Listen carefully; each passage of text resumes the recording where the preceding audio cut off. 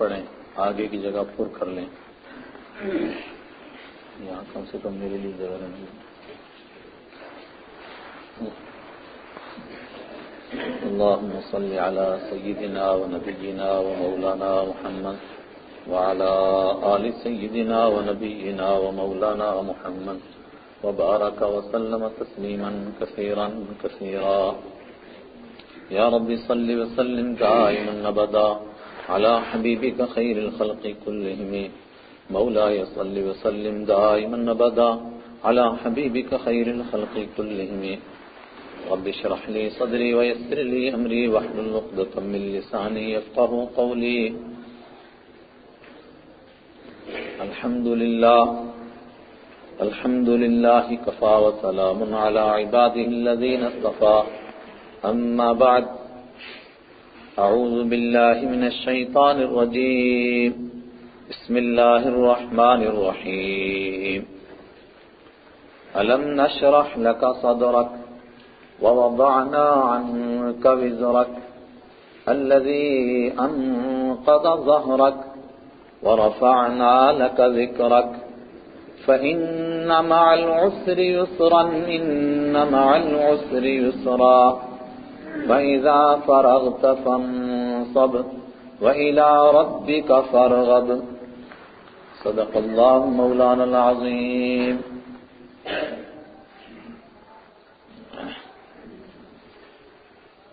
بزرگان محترم، اللہ تعالی آپ کی مجلس کو قبول فرمائے اور میرے اور آپ کے لیے اور سارے ایمان والوں کے لیے بخشش کا ذریعہ بنائے. آپ حضرات حضرت رسول پاک صلی اللہ علیہ وسلم کی حیات طیبہ کے اوراق سن رہے ہیں،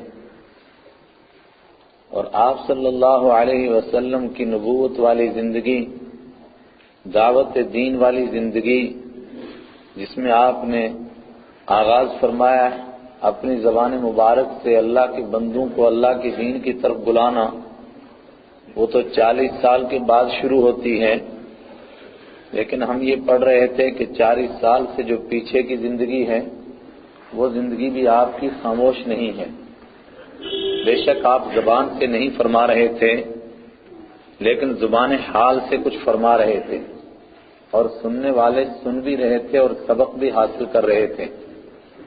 اور تنہا آپ ہی نہیں فرما رہے تھے بلکہ رب کائنات بھی فرما رہا تھا. اور ہم نے یہ سنا کہ آپ صلی اللہ علیہ وسلم کی حیات طیبہ کے جو 40 سال کی زندگی ہے، اس میں سے جن اہم واقعات کو مورخین نے یاد رکھا، سیرت کی کتابوں میں جو محفوظ رہے، یا یہ کہیے کہ پروردگار نے جن کو لوگوں میں محفوظ رکھنا چاہا، وہ وہی واقعات ہیں جن سے کوئی نہ کوئی سبق ملتا ہے، کچھ نہ کچھ وہاں کوئی اشارہ دیا جاتا ہے. گزشتہ جمعہ کو آپ نے یہ سبق سنا کہ رحمت عالم صلی اللہ علیہ وسلم نے 8-9 سال کی عمر میں، اور بعد نے کہا 12 سال کی عمر میں، لیکن چونکہ 8 سال کی عمر میں دادا دنیا سے چلے جاتے ہیں، اور اس کے بعد آپ ابو طالب کی پرورش میں ہیں، یا کہیے کہ ابو طالب آپ کی پرورش میں آتے ہیں، وہاں سے ہی آگے آپ کی بکریاں چرانے کا ذکر شروع ہو جاتا ہے. اس لیے ایک اچھی خاصی مورخین کی تعداد کہتی ہے کہ آپ نے 8 میں ہی شروع کر دیا تھا. 8 سال میں شروع کیا ہو یا 12 سال میں کیا ہو، پھر ایک لمبے عرصے تک یہی سلسلہ چلتا رہا، 25 سال تک. آخر آپ سے بکریاں کیوں چروائی جا رہی تھیں؟ میں نے کہا تھا ایک موٹی حکمت یہ بھی سمجھ میں آتی ہے کہ پروردگار جہاں آپ کو والد کی پرورش سے بے نیاز کرنا چاہتا تھا، الم یجد کا یتیمن فآوا، میں نے آپ کو یتیم پایا، یعنی میں نے آپ کو یتیم پیدا کیا تاکہ آپ کے اوپر باپ کی پرورش کا بوجھ نہ رہے، احسان نہ رہے. میں آپ کی پرورش خود کرنا چاہتا ہوں. اور جب آپ دنیا میں تشریف لائے تو میں نے آپ کو آپ کی والدہ کی آغوش میں نہیں رہنے دیا کہ والدہ کی تربیت کا احسان بھی آپ پر نہ رہے. مکہ کچھ بھی تھا، بہرحال ایک شہر تھا، اللہ نہیں چاہتا تھا کہ مکہ کی شہریت کا کوئی آپ پر احسان رہے، کوئی کہے کہ وہاں کی تہذیب نے، وہاں کے تمدن نے، وہاں کی شائستگی نے آپ کو کچھ دیا۔ اللہ دکھانا چاہتا ہے کچھ نہیں دیا، جو کچھ دیا وہ سب کا سب میں نے دیا۔ وَعَلَّمَكَ مَا لَمْ تَكُنْ تَعْلَمْ، اللہ نے آپ کو وہ سکھایا مَا لَمْ تَكُنْ تَعْلَمْ جو آپ نہیں جانتے تھے۔ براہ راست اللہ معلم بننا چاہتا ہے، استاد بننا چاہتا ہے، اور اپنے محبوب کے بیچ میں کسی کو ذریعہ نہیں بننے دینا چاہتا۔ ایک وہ حکمت بھی سمجھ میں آتی ہے، لیکن ایک بات جو رحمت عالم صلی اللہ علیہ وسلم نے ارشاد فرمائی اور میں گزشتہ جمعہ کو سنا چکا، آپ نے فرمایا کہ انبیاء میں سے کوئی نبی ایسے گزرے ہی نہیں کہ جن کو بکریاں چرانے کا سابقہ نہ پڑا ہو۔ آخر اس میں کیا حکمت الہی تھی کہ انبیاء کرام کو انسانوں کو چرانے سے پہلے بکریوں کے چرانے کا فریضہ انجام دیا جاتا تھا، ان کے ذمے یہ کام لگایا جاتا تھا، ایسی اس کی کیا ضرورت پیش آئی تھی؟ اس بات کو وہی سمجھیں گے جن کو بکریوں کے چرانے سے سابقہ پڑا ہو۔ بھینسیں بھی لوگ چراتے ہیں، گائیں بھی چراتے ہیں، اونٹ بھی چراتے ہیں، گھوڑے بھی چراتے ہیں، بھیڑیں بھی چرتی ہیں، مگر بکریوں کے چرنے کا الگ ہی انداز ہے۔ وہ کبھی مالک کے قبضے میں نہیں آتی ہیں، بھاگتی ہیں، ایک کو پکڑو دوسری بھاگتی ہیں، اپنے نقصان کی طرف بڑھتی ہیں، نفع کی طرف نہیں بڑھتی ہیں۔ مالک ان کو اپنی چراگاہ میں رکھنا چاہتا ہے، مگر وہ بھاگ بھاگ کر کے دوسروں کی چراگاہ میں جاتی ہیں۔ مالک ان کو باڑے کے اندر رکھنا چاہتا ہے، وہ باڑے سے باہر بھاگتی ہیں، اور باہر ریچھ ہیں، شیر ہیں، درندے ہیں، بھیڑیے ہیں، ان تمام کی طرف بکریاں جاتی ہیں اپنے آپ کو ہلاکت کی طرف ڈالنے کے لیے۔ ایسے وقت میں مالک کیا کرتا ہے؟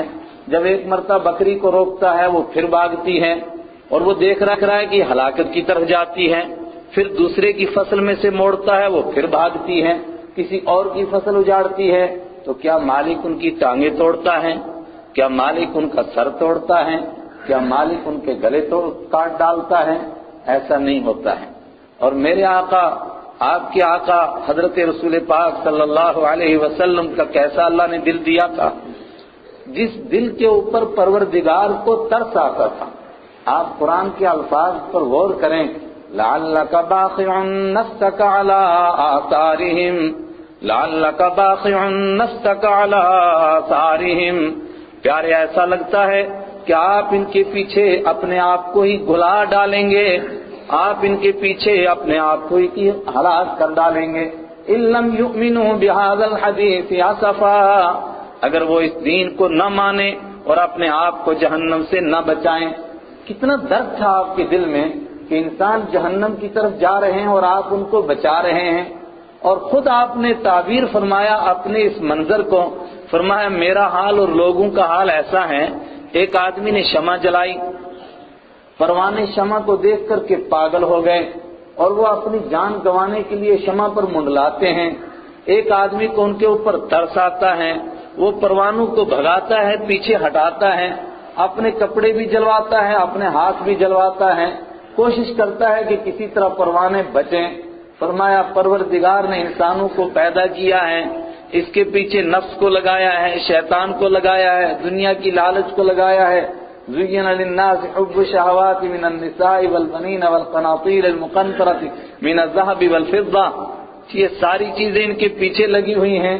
پھر انبیاء کرام تشریف لاتے ہیں، لوگ پروانوں کی طرح ان لالچوں کے پیچھے اپنے آپ کو جہنم میں ڈالتے ہیں اور دوڑ دوڑ کر کے جاتے ہیں، انبیاء کرام ان کو پیچھے ہٹاتے ہیں۔ انبیاء کرام کے دلوں کے اندر انسانوں کا یہ درد ہوتا ہے، اس سے پہلے ان سے بکریاں چروائی جاتی ہیں کہ چرواہا جب بکریوں کے پیچھے دوڑتا ہے، پریشانیاں برداشت کرتا ہے، مصیبتیں برداشت کرتا ہے، بکریاں اس کی مانتی نہیں ہیں تو وہ ان کے گلے نہیں کاٹتا ہے، وہ ان کی ٹانگیں نہیں کاٹتا ہے، وہ ان کا سر نہیں پھاڑتا ہے، وہ پھر بھی ان کو شفقت کی نگاہ سے دیکھتا ہے۔ اور میں نے کہا کہ رحمت عالم صلی اللہ علیہ وسلم کو اللہ نے کیسا دل دیا تھا۔ احادیث جمع کرنے والوں نے، سیرت کے واقعات جمع کرنے والوں نے ایک عجیب واقعہ جمع کیا کہ میرے اور آپ کے آقا رحمت عالم صلی اللہ علیہ وسلم ایک مرتبہ بکری کے پیچھے دوڑتے ہیں، بکری بھاگتی ہیں، اتنا دوڑے بھاگتی جا رہی ہے کہ آپ صلی اللہ علیہ وسلم تھک جاتے ہیں، اور آخر جب ہاتھ لگتی ہے تو اس کو گود میں بٹھاتے ہیں اس کو پیار دیتے ہیں، اس کو چومتے ہیں اور فرماتے ہیں کہ تیرے نفع کے لیے تو تجھے روک رہا ہوں مگر تو بات نہیں سمجھتی ہے۔ اگر یہ بکریاں نہ چرائی جاتی تو رحمت عالم صلی اللہ علیہ وسلم کے پاس جب آ کر اونٹ نے شکایت کی اور آپ کے سامنے آ کر کے گردن جھکا دی۔ ہر نبی کو اللہ تعالیٰ معجزہ دیتا ہے اور رحمت عالم صلی اللہ علیہ وسلم کو کتنے معجزات دیے۔ مولانا جامی سے پوچھی، کہتے حسن یوسف دم عیسیٰ ید بیضہ داری، حسن یوسف دم عیسیٰ ید بیضہ داری، آنچ خوباں ہم دارند تو تنہا داری، آنچ خوباں ہم دارند تو تنہا داری۔ سارے انبیاء کرام کے معجزات کو ایک پلڑے میں ڈالو اور رحمت عالم صلی اللہ علیہ وسلم کے معجزات کو، فرمایا انبیاء کرام کو ایک ایک چیز الگ الگ دی گئی اور آپ کو سب کچھ اکٹھا کر کے دے دیا گیا۔ اللہ تعالیٰ فرماتا ہے ہم نے سلیمان علیہ السلام کو پرندوں کی بولیاں سمجھنا سکھایا، ہم نے داؤد علیہ السلام کو علم عطا فرمایا، وَلَقَدْ آتَيْنَا دَاوُودَ مِنَّا فَضْلًا، ہم نے داؤد علیہ السلام کو بھی فضیلت عطا فرمائی، وَوَرِثَهُ سُلَيْمَانَ، اور ان کے وارث حضرت سلیمان علیہ السلام بنے، فَقَالَ عُلِّمْنَا مَنطِقَ الطَّيْرِ، اور انہوں نے فرمایا کہ لوگوں ہمیں پرندوں کی بولیاں سکھائی گئیں۔ رحمت عالم صلی اللہ علیہ وسلم کو دیکھیے، وہاں صرف پرندوں کی بولیوں کی بات ہوئی اور یہاں اونٹ کی بولی بھی سمجھی جا رہی ہے۔ اونٹ نے آ کر کے گردن جھکائی، آپ نے فرمایا من رب الجمل، اونٹ کا مالک کون ہے؟ ایک آدمی حاضر ہوا، اس نے کہا نا یا رسول اللہ صلی اللہ علیہ وسلم میں اس کا مالک ہوں۔ فرمایا اونٹ مجھ سے شکایت کر رہا ہے، یہ کچھ کہہ رہا ہے۔ اس نے عرض کیا کیا کہہ رہا ہے؟ فرمایا تم اس پر بوجھ زیادہ لادتے ہو اور اس کو چارہ کم دیتے ہو، یہ مجھ سے شکایت کر رہا ہے، اس لیے کہ وَمَا أَرْسَلْنَاكَ إِلَّا رَحْمَةً لِّلْعَالَمِينَ، ہم نے آپ کو سارے جہانوں کے لیے رحمت بنا کر بھیجا ہے، بکریوں کے لیے بھی آپ رحمت، اونٹوں کے لیے بھی آپ رحمت۔ اور کہنے دیجئے رحمت عالم صلی اللہ علیہ وسلم نے جب کوئی لشکر روانہ فرمایا تو کیا فرمایا؟ فرمایا کسی بوڑھے کو نہیں چھیڑنا، اس قوم کے بوڑھوں کو جو ہم پر حملہ کر کے آئے، کسی عورت کو قتل نہیں کرنا، کسی بچے کو قتل نہیں کرنا۔ اور آگے بڑھ گئے، فرمایا کھڑی گھاس کو نہیں کاٹنا اور کسی درخت کو نہیں کاٹنا۔ اور ایک ایسا موقع آیا کہ کچھ فراڈی جنہوں نے اتنا ظلم کیا، اتنا ستایا، اور جب ان کا نمبر آیا تو وہ پیچھے چھپ گئے، تو رحمت عالم صلی اللہ علیہ وسلم نے حکم دیا کہ ان کے گھروں کے سامنے جن کے آڑ کے پیچھے یہ چھپ گئے ہیں ان درختوں کو کاٹ دیا جائے۔ تو لوگوں نے کہا سبحان اللہ، کہتے تھے وَمَا أَرْسَلْنَاكَ إِلَّا رَحْمَةً لِّلْعَالَمِينَ، یہ تو سارے جہانوں کے لیے رحمت بن کر آئے ہیں، تو پھر یہ درخت کیوں کٹوا دیے؟ اللہ اکبر، عرش ہل گیا، عرش پہ وحی نازل ہوئی، فرمایا جو بھی آپ نے کھجور کے درخت کاٹے ہیں وہ اللہ کے حکم سے کاٹے ہیں، یہ اپنی مرضی سے نہیں کاٹے گئے۔ کیسے حفاظت فرمائی گئی؟ تو میرے ایمانی بھائیوں، بکریاں چروائی گئیں کچھ سکھانے کے لیے اور امت کو بھی سکھایا گیا، کنتم خیر امت اخرجت للناس تأمرون بالمعروف وتنہون عن المنکر، فرمایا میں آخری پیغمبر اور قرآن اللہ کی آخری کتاب اور تم آخری امت ہو، نہ میرے بعد کوئی نبی ہے نہ تمہارے بعد کوئی امت ہے، تو تمہیں بھی سکھایا جا رہا ہے کہ جس طرح میں گلے بانی کر رہا ہوں، جس سبق میں تمہیں دے رہا ہوں، تم نے بھی امت کے ساتھ اسی طرح پیش آنا ہے، اس امت کو کس طرح اس کو لے کر چلنا ہے، کس طرح ان کو اللہ کے ساتھ جوڑنا ہے، انسانیت کو کس طرح ان کے مالک سے جوڑنا ہے۔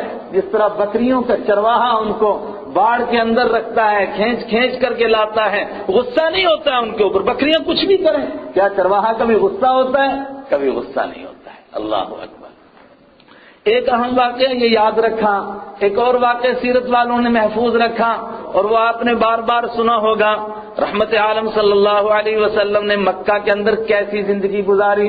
قرآن پاک انبیاء کرام کی سیرت کی حفاظت کرتا ہے، ان کی پاکیزگی کی حفاظت کرتا ہے۔ حضرت یوسف علیہ السلام نے جیل میں کیسی زندگی گزاری، کچھ نے کہا 7 سال، کچھ نے کہا 12 سال، کچھ نے کہا 14 سال۔ تو ایک سوال پیدا ہوا کہ زندگی گزارتے کیسے تھے جیل کے اندر؟ تو قرآن پاک نے فرمایا کہ ایک دن کا واقعہ سناتا ہوں، ایک دن انہوں نے کیسا گزارا تھا، اس کے اوپر تم 14 سال کو قیاس کر لو۔ عرض کیا ایک دن کیسا گزارا تھا؟ وَدَخَلَ مَعَهُ السِّجْنَ فَتَيَانِ قَالَ أَحَدُهُمَا إِنِّي أَرَىٰ أَعْصِرُ خَمْرًا، فرمایا ان کے ساتھ دو جوان داخل ہو گئے تھے جیل میں، ان کو خواب آیا، پوری جیل کو انہوں نے ٹٹولا، حالانکہ یوسف علیہ السلام غریب الوطن تھے، پردیسی تھے، غیر معروف تھے، وہاں ان کو کوئی جانتا نہیں تھا، اور ان کے جاننے والے بہت لوگ تھے جو ان کے مذہب کے لوگ بھی تھے، لیکن اس تمام کے باوجود کوئی پوری جیل کے اندر ان کو نظر نہیں آیا جن کو خواب سناتے۔ حضرت یوسف علیہ السلام کے پاس آئے اور خود آ کر کے اظہار کیا کہ آپ سے ہم اپنی خواب کیوں بیان کرنا چاہتے، اس لیے کہ انا نراک من المحسنین، ہم آپ ہی کو اس جیل کے اندر نیکوکار دیکھتے ہیں اور سب فراڈی نظر آتے ہیں۔ کیسے زندگی گزارتے تھے، اور یوسف علیہ السلام کے دل کے اندر انسانوں کا کتنا درد تھا۔ فرمایا کہ خواب بڑا بھیانک ہے، اس کے پیچھے بھی بہت کچھ چھپا ہوا ہے، لیکن اس سے پیچھے ایک اور بھیانک چیز ہے جس کا اس سے پہلے سمجھنا ضروری ہے۔ وہ کیا چیز ہے؟ تمہارے پیچھے موت کا لشکر لگا ہوا ہے اور زندگی کا سورج ڈوبنے والا ہے، اور جب ڈوب گیا تو پھر سمجھنے سے کوئی فائدہ نہیں ہوگا۔ میں تمہیں یہ بتانا چاہتا ہوں، اس خواب کی تعبیر کے بتانے سے پہلے اگر تم 1 منٹ صبر کر سکو تو میں مختصر وقت میں تم کو بتانا چاہتا ہوں یہ علم اللہ نے مجھے کیوں عطا فرمایا، تمہیں کیوں نہیں عطا فرمایا۔ انی ترکت ملت قوم لا یؤمنون باللہ، اس لیے کہ میں نے رب کو نہ ماننے والوں کا راستہ چھوڑ دیا، اور ابھی تم نے وہ راستہ نہیں چھوڑا ہے۔ یا صاحب السجن ارباب متفرقون خیر ام اللہ الواحد القہار، اے میرے ساتھیوں میں تم ہی سے پوچھتا ہوں کہ یہ ایک تمہاری قوم ہے رب المطر و رب السماء و رب الارض، کوئی کہتا بارش کا دیوتا، آسمان کا دیوتا، آکاش دیوتا ہے، ارض دیوتا، اور میں کہتا ہوں کہ ایک اللہ، بولو ان دونوں سوچوں میں سے کون سی بہتر سوچ ہے؟ فرمایا ایک لمحہ کیسے گزارا، 14 سال کو اسی کے اوپر قیاس کر دو کہ رحمت کہ حضرت یوسف علیہ السلام نے باقی زندگی کیسے گزاری، رحمت عالم صلی اللہ علیہ وسلم کیسی زندگی گزار رہے تھے۔ ایک واقعے سے اندازہ لگائیے کہ مکہ کے مشرکین میں جھگڑا ہوا، خانہ کعبہ کی نئی تعمیر ہوئی رسول پاک صلی اللہ علیہ وسلم کے زمانہ میں، اور جب یہ وقت آیا کہ خانہ کعبہ کے اندر حجر اسود کو اس کی دیوار کے اندر کون نصب کرے، تو شیطان نے یک بیک یہ وسوسہ ڈالا لوگوں کے ذہنوں میں کہ یہاں تو صرف خاندانی برتری ہے، آج جس کو موقع ملے گا پتھر ڈالنے کا بس اس کا ہی نام رہے گا دنیا میں، اور اگر جس کو جو آج محروم رہ گیا بس وہ محروم ہی ہو جائے گا۔ تو ایک نے کہا میں رکھوں، دوسرے نے کہا میں رکھوں۔ وہ لوگ جو اجداد کی تعریف کرنے پر مرتے تھے، کیسی تعریف کرتے تھے؟ قرآن کریم نے حاجیوں سے کہا ثم افیضوا من حیث افاض الناس واذکروا اللہ، پھر وہاں سے لوٹ کر آؤ جہاں سے لوگ لوٹ کر آتے ہیں، اور تم اللہ کو یاد کرو کما جیسا کہ تم اپنے باپ دادا کو یاد کرتے تھے، کا ذکر آبائکم، اپنے باپ دادا کے ذکر کرنے کی طرح، او اشد، یا اس سے بھی زیادہ سخت ذکر کرو۔ تو ایک سوال پیدا ہوا، باپ دادا کا کوئی ذکر کرتا تھا؟ فرمایا ہاں، اسی کا نام تو جہالت تھا۔ جب لوگ عرفات سے واپس لوٹتے تھے مزدلفہ کی رات میں، بجائے اللہ کو یاد کرنے کے مشاعرہ کرتے تھے اور صرف اپنے باپ دادا کے کارنامے بیان کرتے تھے، اپنے خاندان کی بڑائی بیان کرتے تھے۔ قرآن نے کہا وہ جہالت رخصت ہوگی، اب صرف اللہ کی کبریائی بیان کرو، اس کی بڑائی بیان کرو۔ اب باپ دادا کی بڑائی کا زمانہ چلا گیا۔ جو لوگ حج کے موقع پر بھی اپنے باپ دادا کی بڑائی بیان کرتے ہوں، وہ اس موقع کو کیسے گنوا سکتے تھے؟ قریب تھا وہ وقت کہ مولانا مناظر احسن گیلانی کے الفاظ میں کیا خوب لفظ کہا، ایک کالے پتھر کے لیے انسانوں کا سرخ خون کے دریا بہنے والے تھے کہ وہی آئے جو آنے کے لیے آئے تھے، اور جو آ گئے تو پھر گئے نہیں، آئے تو آ ہی گئے، بڑھے تو بڑھتے ہی چلے گئے، چڑھے تو چڑھتے ہی چلے گئے، اور قیامت تک بڑھتے ہی چلے جائیں گے، ان کی شعاعیں پھیلتی چلی جائیں گی۔ بس انہی کے پاس مقدمہ پہنچا، پورے مکہ کے اندر کوئی دوسرا آدمی نہیں تھا کہ اس کا فیصلہ کر سکے۔ انہوں نے فیصلہ کیا کہ جو کل سب سے پہلے داخل ہو اس کو اپنا حکم بنایا جائے، اور جب آپ دوسرے دن سب سے پہلے داخل ہوئے، اور آپ کیا داخل ہوئے؟ پروردگار نے آپ ہی کو داخل کیا، اس لیے کہ پروردگار نے آپ کا تعارف کرانا تھا۔ جو بات مکہ والوں کی زبان پر آپ کو دیکھتے ہی سب سے پہلے آئی، وہ بات یہ تھی ھذا الصادق الامین، یہی تو سب سے سچا ہے، یہی تو امانت دار ہے۔ قسم ہے رب کعبہ کی کہ مکہ المکرمہ کی زمین میں ان کے سوا کوئی اس کا فیصلہ نہیں کر سکتا ہے۔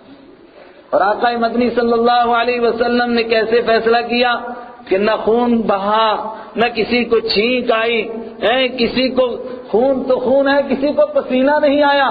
آپ نے فرمایا کہ تمام قبائل کے سردار آ جائیں، سارے سردار آ گئے۔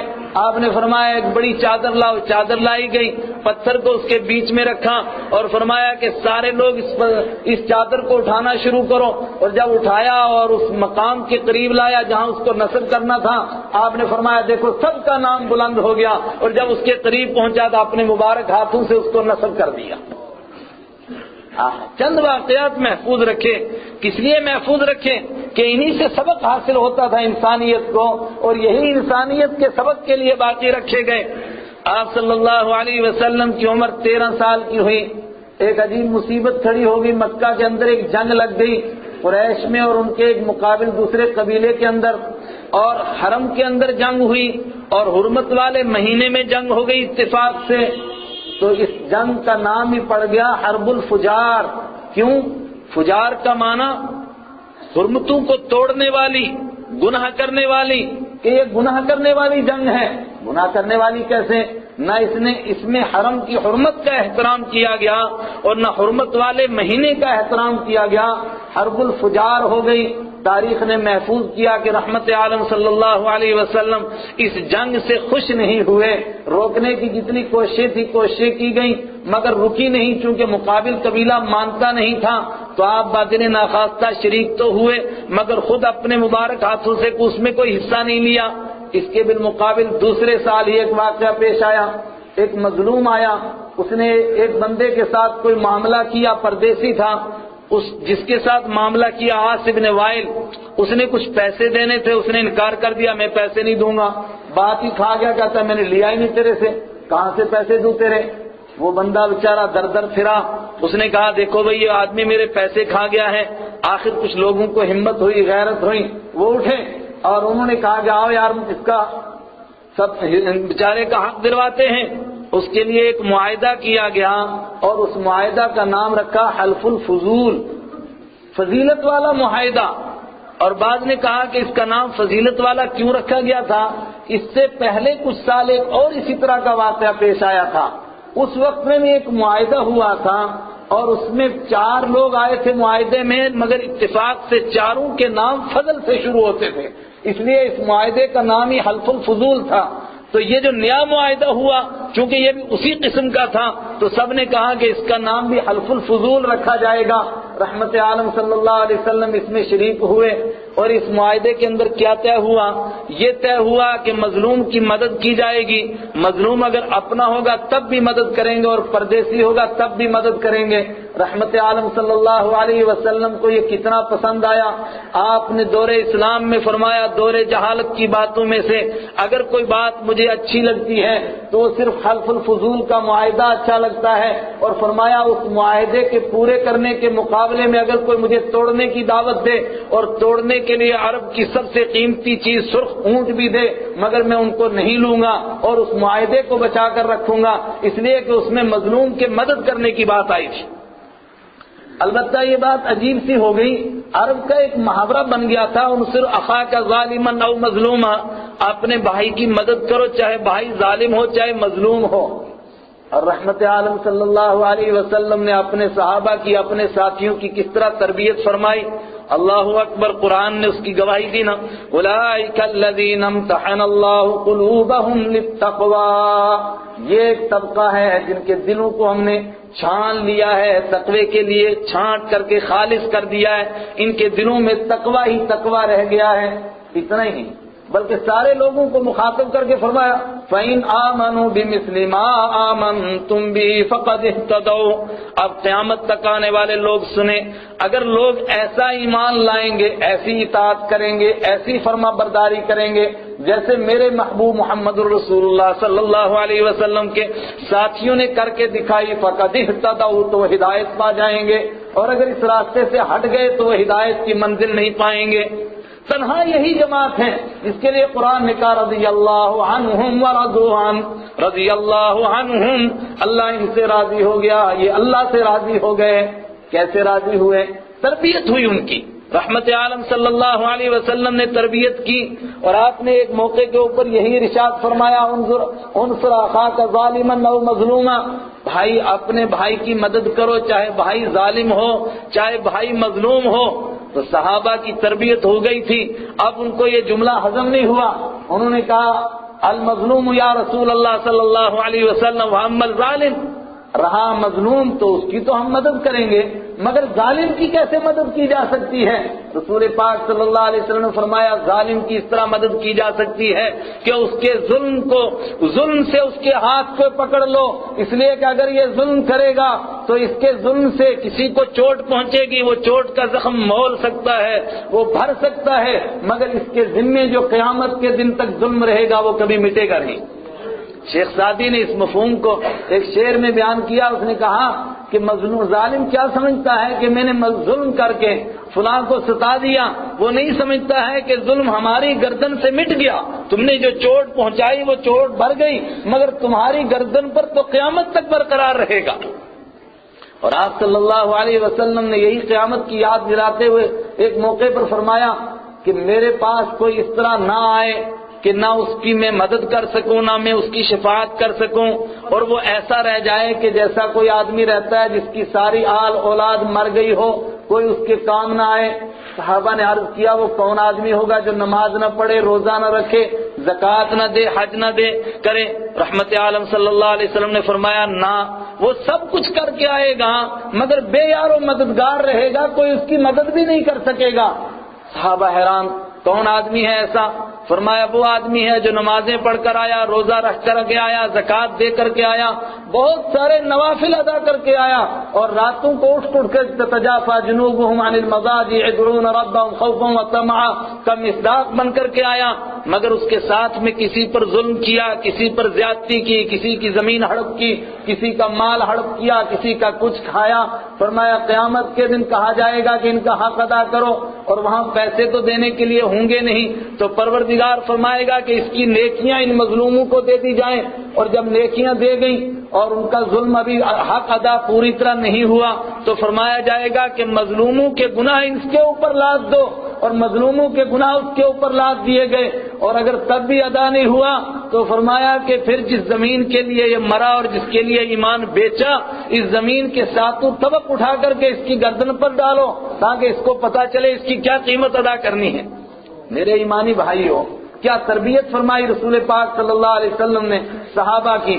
صحابہ کو یہ جملہ ہضم نہیں ہوا تو آقا مدنی صلی اللہ علیہ وسلم نے فرمایا کہ ظالم کی یہ مدد ہے کہ اس کا ہاتھ پکڑ لو اور اس کو ظلم نہ کرنے دو تاکہ وہ جہنم کا ایندھن نہ بن جائے۔ اس کے بعد جو اہم واقعہ آپ کی سیرت میں سے محفوظ رہا وہ حضرت خدیجہ الکبریٰ رضی اللہ تعالی عنہا سے آپ کے نکاح کا مسئلہ ہے، اور انشاءاللہ وہ آئندہ جمعہ بیان کریں گے، مگر تب تک ہم اپنے ذہنوں میں اس بات کو دوڑاتے رہیں گے کہ وہ ذات گرامی جنہوں نے اس شرف کے ساتھ، اس عزت اور بزرگی کے ساتھ مکہ میں 25 سال گزارے ہیں کہ سارے مکہ والے ان کو الصادق الامین کہتے ہیں، ان کے لیے تمام مکہ والوں کی نگاہیں ہوں گی کہ یہ کس گھر کے اندر پیغام بھیجے نکاح کا تو ہم قبول کریں۔ رسول پاک صلی اللہ علیہ وسلم نے ایسے موقع پر کس گھر کے اندر نکاح کا پیغام بھیجا؟ آپ صلی اللہ علیہ وسلم نے کیوں ٹھکرایا سارے مکہ کو اور مکہ کی جوان خواتین کو، اور جب مکہ کے اپنے خاندان کے بھی بڑے بڑے لوگوں کو ٹھکرایا جو آپ کے ہم عمر تھے ان کو ٹھکرایا؟ اور کیا اس میں راز تھا کہ آپ نے 45 سالہ ایک خاتون سے اور بعد نے کہا 40 سالہ سے نکاح کیا ایک بوڑھی سے؟ اس کے پیچھے کیا حکمتیں تھیں، کیا راز تھے؟ اور موٹے طور پر اتنا تو آپ سمجھتے چلے نا، باقی باتیں انشاءاللہ آئندہ جمعے کو، کہ عورت جب اس کا خامن مر جاتا تھا تو لوگ اس کو منحوس سمجھتے تھے، لیکن ہماری تاریخ ہی یہ بتا رہی ہے رسول پاک صلی اللہ علیہ وسلم کی پیدائش سے لے کر آپ صلی اللہ علیہ وسلم کے وصال تک وہ تمام چیزیں جن کو انسان یہ سمجھتے تھے کہ یہ بدقسمتی کی علامت ہیں، وہی قسمت کی علامت بنتی جا رہی ہے۔ لوگ سمجھتے تھے کہ زمین کا بنجر ہونا، اقبال نے کہا تھا بڑا ذرا نم ہو تو بڑی زرخیز ہے یہ ساقی، اگر یہ نم ہو جائے تو بہت زرخیز مٹی ہے، وہ مٹی جس میں کوئی چیز پیدا نہیں ہوتی، لوگ سمجھتے تھے یہ بدقسمت مٹی، اسی کی قسمت چمکی کہ اس کو اللہ کے آخری پیغمبر ملے۔ لوگ سمجھتے تھے کہ امی ہونا ایک عیب ہے، لیکن رحمت عالم صلی اللہ علیہ وسلم اس قوم کو نصیب ہوئے جو قوم امی ہے. لوگ سمجھتے تھے کہ غریب ہونا ایک عیب ہے. رسول پاک صلی اللہ علیہ وسلم اس گھر میں تشریف لاتے ہیں جن کے پاس ظاہری کوئی ثروت نہیں ہے، دولت نہیں ہے. لوگ سمجھتے تھے کہ غریب ہونا کوئی عیب ہے. آپ دائی حلیمہ کو ملتے ہیں کہ جس کے پاس کوئی دوسری چیز نہیں ہے، ظاہری سرمایہ نہیں ہے. تو میرے ایمانی بھائیو، لوگ سمجھتے تھے جس عورت کا خاوند مر جائے وہ بدقسمت عورت ہے، اور اس ملک میں تو اس کو پھر زندہ رہنے کا حق ہی حاصل نہیں ہوتا تھا. آپ نے خدیجہ الکبریٰ سے نکاح فرما کر کے تمام بیواؤں کا قیامت تک کے لیے سر اونچا کر دیا. وہ فخر سے کہہ سکتی ہیں کہ بیوہ ہونا سب سے بڑی قسمت کی بات ہے، عزت و شرف کی بات ہے، اس لیے کہ اللہ نے اپنے آخری پیغمبر کے گھر میں ایک بیوہ کو لانا تھا. اگر وہ بیوہ نہ ہوتی تو اس کو یہ مقدر نصیب نہ ہوتے. وآخر دعوانا الحمدللہ رب العالمین.